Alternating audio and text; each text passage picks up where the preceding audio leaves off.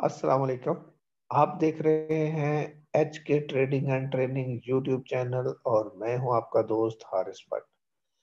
दोस्तों, जैसा कि आप जानते हैं कि हम अपने दोस्तों को अपनी क्लास में इंडिकेटर सिखाने की कोशिश करते हैं और उसी सिलसिले में जो इंडिकेटर हम उनको क्लास में सिखाते हैं उसकी वीडियो भी अपलोड कर देते हैं।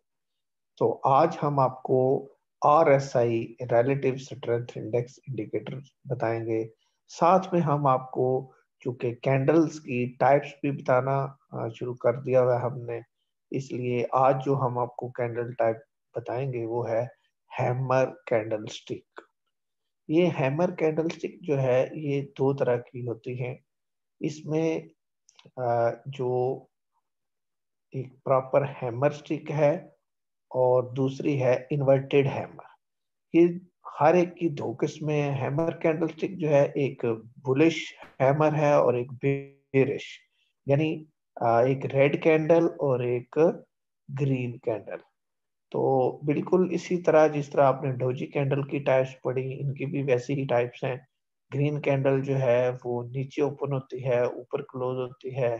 रेड कैंडल जो है वो ऊपर ओपन होती है और नीचे क्लोज होती है। हैमर कैंडल स्टिक जो है उसकी पहचान क्या है? उसकी पहचान ये है कि जितनी इस कैंडल की बॉडी होगी उसकी बॉडी से 2 गुना से ज्यादा उसकी विक होगी। यानी जितनी इसकी बॉडी का साइज है उसकी डबल से ज्यादा उसकी विक का साइज होगा। हैमर कैंडलस्टिक चाहे रेड हो या ग्रीन हो, दोनों का पर्पस एक ही होता है। ये ट्रेंड रिवर्सल को शो करती है। मिसाल के तौर पर अगर कोई ट्रेंड बीरिश है, यानी इंडेक्स या स्क्रिप्ट नीचे आ रहा है, तो नीचे आते हुए उसमें कहीं सपोर्ट के करीब ये हैमर कैंडलस्टिक बनती है, तो इसका मतलब है कि यहाँ से वो ट्रेंड जो है वो रिवर्स हो जाएगा। यानी ये असल में अप ट्रेंड का एक सिग्नल होता है। इस कैंडलस्टिक में नीचे विक जो है वो काफी लंबी होती है, जो ये शो करती है कि आज के दिन में पहले जहां पे ये स्क्रिप्ट या इंडेक्स ओपन हुआ उसमें काफी सेलिंग प्रेशर आया और कुछ देर के बाद सेलिंग प्रेशर जो है वो खत्म होते होते बिल्कुल बाइंग प्रेशर में कन्वर्ट हो गया और उस स्क्रिप्ट ने बॉटम लगा के तो क्लोजिंग जो है वो ऊपर की तरफ आके दी। तो ये जो बाइंग प्रेशर को शो करने वाली विक है, ये ट्रेंड रिवर्सल की इंडिकेशन दे रही होती है। ये हैमर कैंडलस्टिक है। अब मैं आपको बताता हूँ कि इन्वर्टेड हैमर कैंडलस्टिक जो है वो किस तरह की होती है। जी दोस्तों, ये आपके सामने इन्वर्टेड हैमर कैंडलस्टिक है। ये उन दोनों कैंडलस्टिक्स का अपोजिट स्टाइल है, यानी उनमें बॉडी ऊपर थी और विक नीचे, लेकिन इन कैंडलस्टिक्स में विक जो है वो ऊपर होती है और उनकी बॉडी नीचे होती है। इनका भी जो फॉर्मेट है वो वैसा ही है कि बॉडी से 2 गुना से ज्यादा इनकी विक होती है। इनके नीचे भी छोटी सी विक हो सकती है, बाज़ औक़ात नहीं भी होती, लेकिन इनका जो मकसद है, इनका भी मकसद वही है, यानी अप ट्रेंड को ये शो करती हैं। लेकिन इनके अप ट्रेंड और डाउन ट्रेंड को शो करने का जो इन्हिसार है वो इनकी पोजीशन पे होता है। तो ये कैंडल्स अगर तो ये किसी भी बीरिश पैटर्न या ट्रेंड के बॉटम पे बने तो वहां से ट्रेंड रिवर्सल की इंडिकेशन देती हैं। अब मैं आपको कैंडलस्टिक चार्ट के अंदर इनकी पोजीशन बताता हूं कि किस तरह की कैंडल बनी हो तो वहां से ट्रेंड रिवर्स हो सकता है। जी दोस्तों, ये कैंडल चार्ट है आपके सामने। इसमें बुलिश हैमर स्टिक जो है वो नीचे बनी हुई है। ये डब्बा जो मेंशन किया गया इसके अंदर रेड कलर की, मैंने आपको बताया था कि इसके कलर से कोई मसला नहीं है, ग्रीन कलर की बने या रेड कलर की बने, ये अमूमन ट्रेंड रिवर्सल को शो करती है। खास करके ये डिपेंड करता है कि ये बन कहाँ पे रही है। अगर ये डाउन ट्रेंड में किसी नीचे वाली सपोर्ट के करीब बन रही है तो तब इसकी जो एफिशिएंसी है वो तकरीबन 90% के करीब होती है कि यहाँ से ट्रेंड जो है वो रिवर्स हो जाएगा। जैसा कि आप इसमें देख रहे हैं कि जैसे ही ये हैमर कैंडलस्टिक बनी उसके बाद ट्रेंड रिवर्स हुआ और एक अप ट्रेंड की मूव बन गई। जी दोस्तों, ये देखें, ये इन्वर्टेड हैमर कैंडलस्टिक बनी हुई है। अगर किसी स्क्रिप्ट के कैंडलस्टिक चार्ट में या फिर इंडेक्स के कैंडलस्टिक चार्ट में इसी तरह कोई बीरिश ट्रेंड हो जो ऊपर से नीचे आ रहा हो, और नीचे इस तरह की बेशक रेड कैंडल बने या ग्रीन कैंडल बने, इन्वर्टेड हैमर कैंडल, तो वहां से ट्रेंड के रिवर्स होने के काफी ज्यादा चांस होते हैं। तो इसमें ये देखना ये होता है कि आपने बाइंग कहाँ पे करनी है। ये जो इन्वर्टेड हैमर कैंडल स्टिक है, इसकी जो ऊपर वाली विक है, जब उससे ऊपर इंडेक्स चला जाए, यानी अगले दिन की कैंडल उससे ऊपर चली जाए, तो फिर आपने उसमें एंट्री लेनी है। इसमें जो आपने स्टॉप लॉस रखना है, वो इन्वर्टेड हैमर जो है इसकी नीचे वाली विक के पास रखना है, और फिर उस स्टॉप लॉस को आगे साथ साथ ट्रेल करना है। जी, तो आज का हमारा जो इंडिकेटर है वो है RSI, यानी रिलेटिव स्ट्रेंथ इंडिकेटर।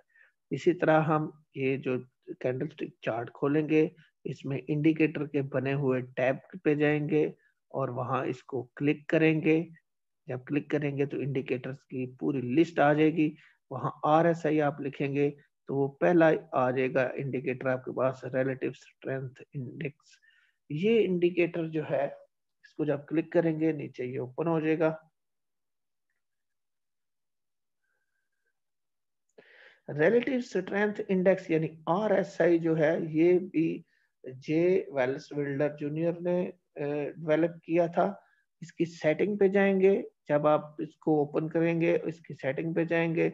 सेटिंग पे आपने इसकी जो डिफॉल्ट सेटिंग है, कुछ लोग इसकी डिफॉल्ट सेटिंग पे काम करते हैं, तो आप जो है वो बिगनर्स के लिए हमने इसकी एक शार्प सेटिंग जो है वो मेंशन करनी है, वो है 5 कर देना है आपने।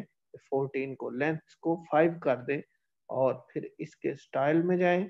आप जो इसका प्लॉट है उसके कलर को अपनी मर्जी का कलर चूज कर सकते हैं। रेड रख सकते हैं, ब्लू रख सकते हैं, ब्लैक रख सकते हैं, जो भी आपको बेहतर लगे आप वो रख ले। यहाँ हम ब्लैक रखेंगे और उसे थोड़ा सा थिक कर देंगे। उसके बाद इसकी अपर और लोअर लिमिट जो है उसको हम 70-30 कर देंगे, या 30-70 लोअर से अपर की तरफ अगर आप रीड करें तो। इसके बाद जो है वो इसका बैकग्राउंड जो है वो आप अगर अपनी मर्जी का हल्का रखना चाहें या गाढ़ा रखना चाहें, वो आपकी मर्जी है, लेकिन थोड़ा सा हम इसको डार्क रखेंगे ताकि आपको इसमें समझाने में थोड़ी सी आसानी हो। ये आपके सामने इसकी एक ना सेटिंग आ गई RSI की। अब हम फुल स्क्रीन पे RSI आपके सामने शेयर करते हैं और फिर बताते हैं कि आपने इसकी रीडिंग किस तरह करनी है। जी दोस्तों, ये जो इसका शेडेड कलर है, एरिया है, ये आप देख रहे हैं कि 30 से 70 की रेंज में है। कुछ लोग इसे 40-60 रखते हैं। जो लोग फास्ट ट्रेडिंग करते हैं, इंट्राडे में करना चाहते हैं, या वो ऑलरेडी इस इंडिकेटर को यूज करते हैं, वो तो अपनी मर्जी की सेटिंग इसमें रख सकते हैं।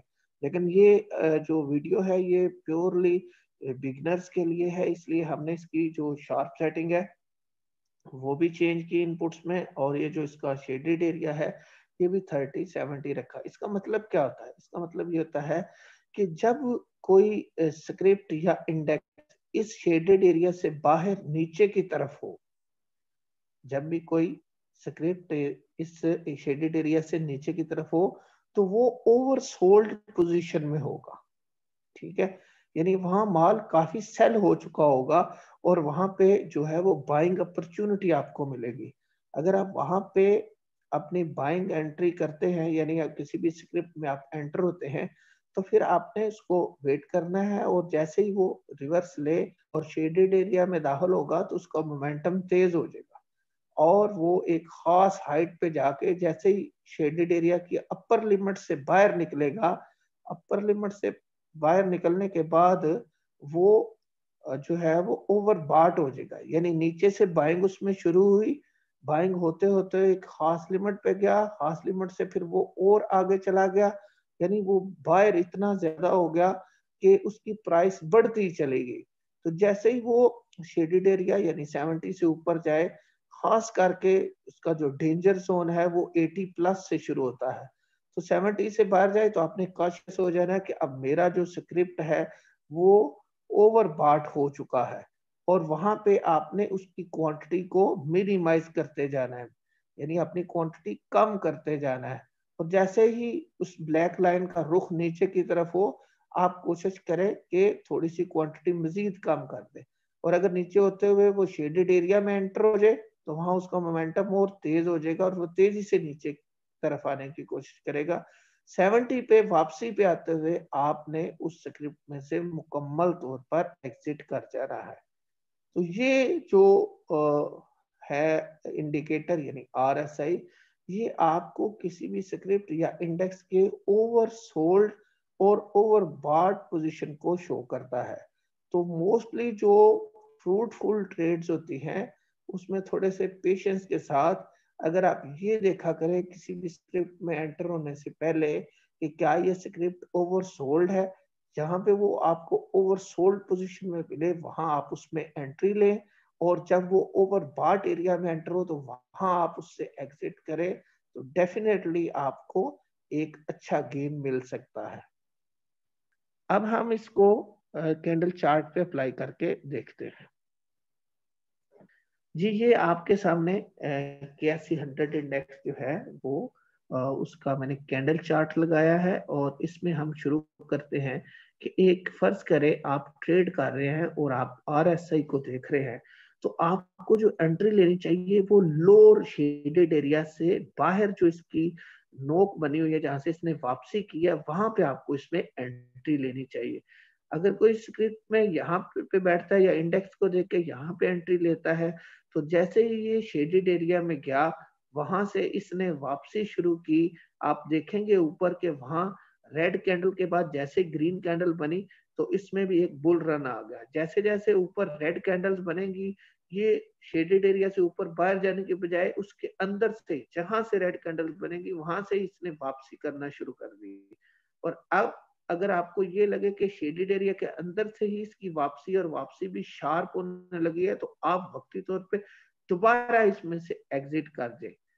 अब क्या है कि जब आप एग्जिट करेंगे तो यहाँ पे आपको मूव फर्ज करें बहुत थोड़ी मिली, लेकिन आप देखते हैं कि कुछ दिन के बाद वो दोबारा ओवरसोल्ड पोजीशन में आ गया है, यानी नीचे वाले लोअर शेडेड एरिया से बाहर आ गया। तो आप वहां पे दोबारा एंट्री ले सकते हैं। अब जब आप इसमें एंट्री लेंगे और इसके साथ साथ आप ट्रेल करेंगे तो ऊपर से देखें कि ग्रीन कैंडल्स बनना शुरू हो गई और ये मूव कहाँ तक जाएगी, यानी दोबारा ये आपको एक मूव एंजॉय करवाएगा और ऊपर वाले शेडेड एरिया से बाहर चला जाएगा। और ऊपर जाकर जहां से ये रेड कैंडल्स बनना शुरू हुई वहां से दोबारा जब ये शेडेड एरिया के अंदर आने की पोजीशन की तैयारी करे वहां से आप दोबारा इसमें से एग्जिट कर सकते हैं। तो अभी भी आप देख रहे हैं आजकल भी इंडेक्स को अगर आप देखें तो इंडेक्स जो है वो बेरिश मूड में है। खास करके आज की कैंडल को अगर आप देखें, आज वाली कैंडल जो है ये आपको बता रही है कि ये लोअर शेडेड एरिया से नीचे आ गया, यानी अब ये इंडेक्स जो है वो ओवरसोल्ड पोजीशन में आ गया है शार्प सेटिंग पे। तो यहाँ पे जब ये थोड़ी सी वापसी करता है और उसका मुंह ऊपर की तरफ बनता है तो वहां पे आप थोड़ी सी एंट्री ले और जब ये शेडेड एरिया में एंटर हो जाए तो आप क्वांटिटी को बढ़ा दें और फिर देखें कि आपको ये किस मोमेंटम के साथ ऊपर की तरफ लेके जाता है। अब हम किसी स्क्रिप्ट पे इसको लगाते हैं और आपको बताते हैं कि स्क्रिप्ट की मूवमेंट किस तरह चेक करनी है आपने। जी दोस्तों, ये हमने आपके सामने हम नेटवर्क के स्क्रिप्ट पे RSI को लगाया है। यहाँ पे हम आपको बताएंगे कि आप किस तरह किसी भी स्क्रिप्ट में किसी मूव को एंजॉय कर सकते हैं। तो ये इसका अगर बॉटम देखें, ये दरमियान वाली मूव से जहां से उसने अप ट्रेंड शुरू किया है तो यहाँ पे ये ओवरसोल्ड पोजीशन में था। अगर कोई दोस्त यहाँ पे इसमें एंट्री लेता है और इसमें बैठ जाता है तो यहाँ से उसने शेडेड एरिया में एंट्री की और आगे मूव करते हुए वो ओवर बॉट पोजीशन पे चला गया। जैसे ही वो ओवर बॉट पोजीशन पे गया और उसका जो RSI था वो 80 प्लस हो गया, ठीक है, तो वहां पे डेफिनेटली आपका इस स्क्रिप्ट से निकलना बनता था।